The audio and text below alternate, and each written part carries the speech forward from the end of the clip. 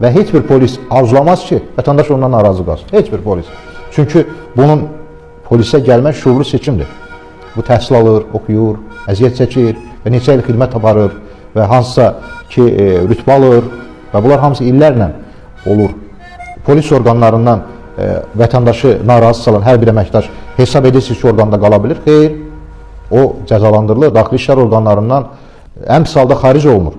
Adi bir töhmət alarsa, onun gələcəyi sual altına qalır. Ona görə heç bir polis əməkdaşı bunda maraqlı deyil. Vəzifəsindən sui-istifadə edən, başqasının malını benimseyen, cinayət yolu ilə özünə sərvət toplayan adamlara nifrət etmişəm. Həmişə onlarla mübarizə aparmışam.